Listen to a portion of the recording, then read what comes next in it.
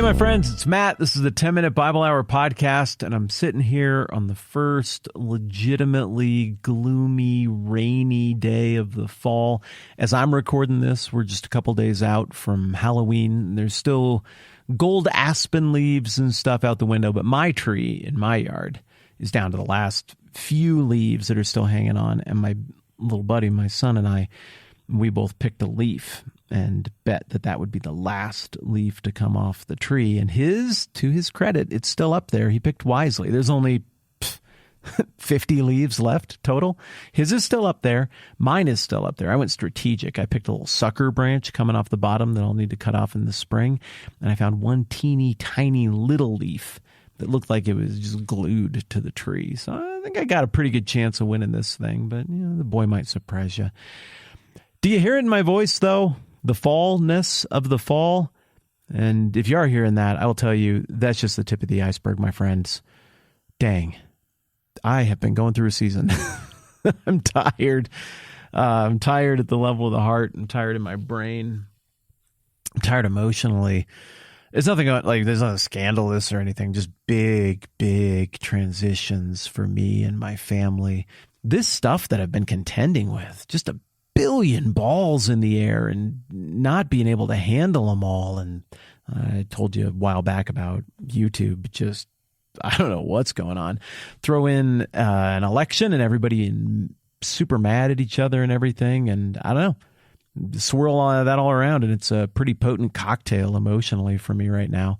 So that's where I'm at. And today it finally caught up with me, and there's no getting away from it. There's no hiding it from you. This is a daily podcast. You get whatever version of me you get on a given day, and there'll be no keeping that from coming through over the course of the next few minutes as we're talking. Likewise, and there is one here, there is no hiding the emotion that Paul feels in the letter that we're looking at right now. And today I find that reassuring. If it's okay for that to come through in the Bible, it's probably okay to have it come through in my silly little podcast from time to time as well.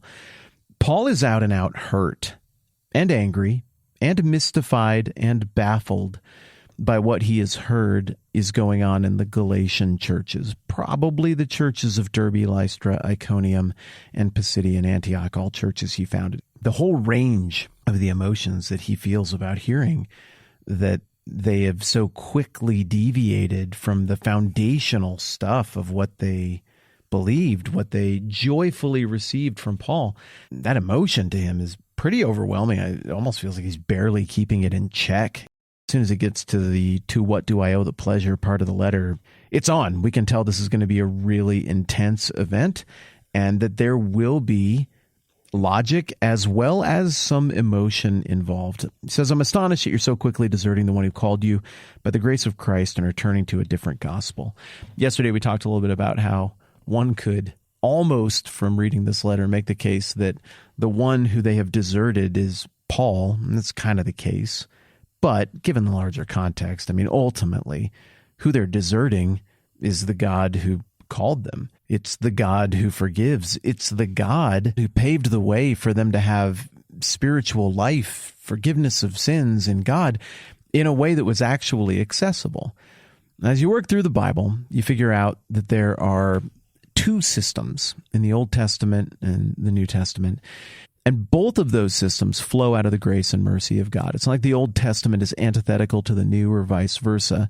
They're pulling in the same direction, and the character of God, it doesn't change. He's the same yesterday, today, and forever. The fancy people use the word immutable when they talk about the character of God. It never changes.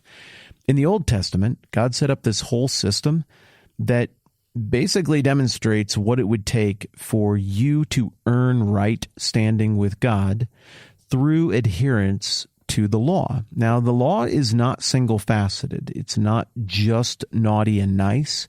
The law accounts for all the ways that humanity falls short of the standards of God, the glory of God. And so, of course, you got the naughty and nice, don't kill people.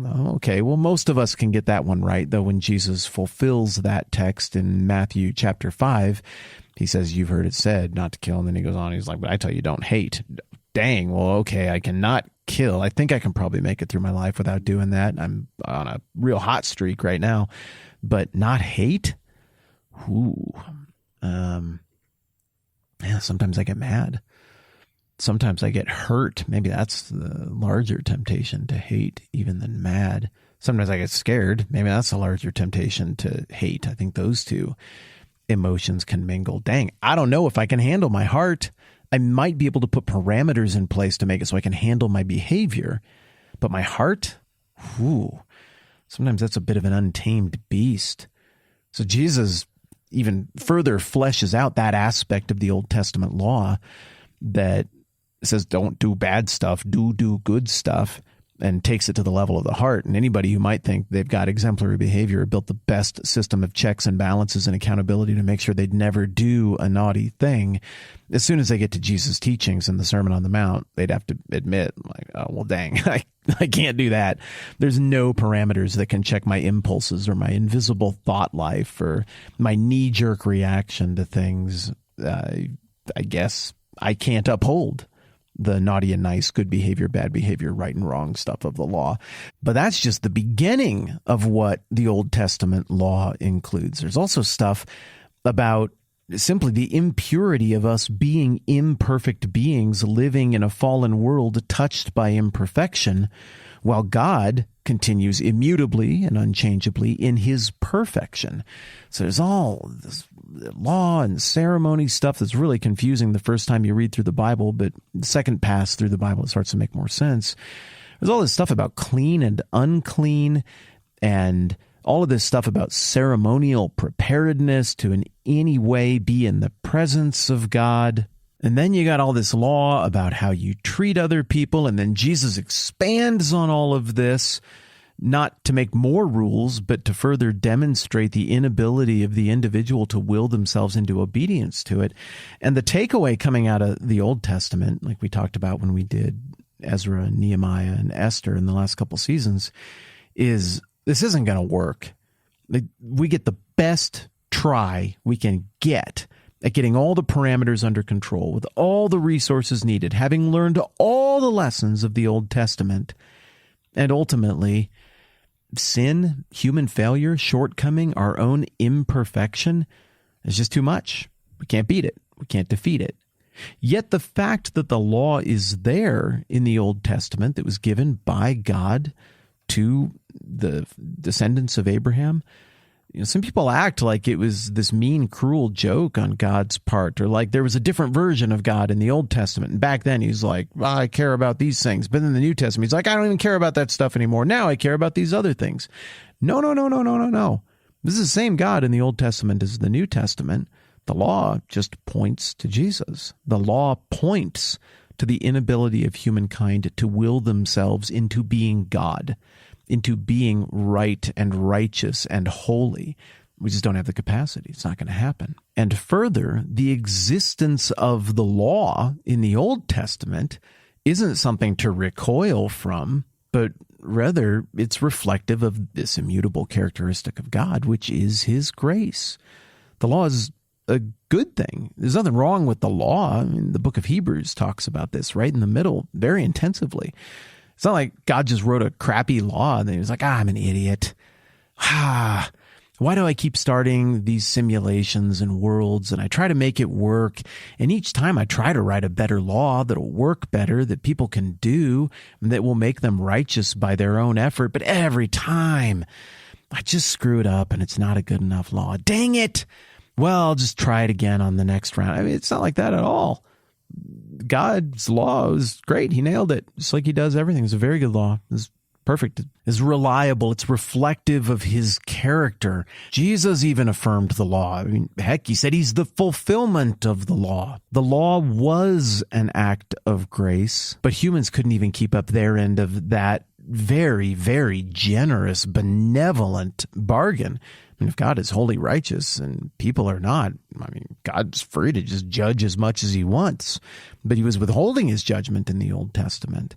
And then you get to the New Testament, having learned all of these lessons that we learn at the end of the Old Testament, Ezra and Nehemiah and all of that stuff, having learned, we tried everything, every solution to the human problem Through human effort, we tried. It didn't work. The Old Testament begs for the New Testament. It begs for the perfect ceremonial fulfillment of the law. It begs for somebody to come along and be the perfect sacrifice for the sacrificial law and to fulfill that. It begs for somebody to come along and fulfill the civil law, the laws of right and wrong and obedience and ethics.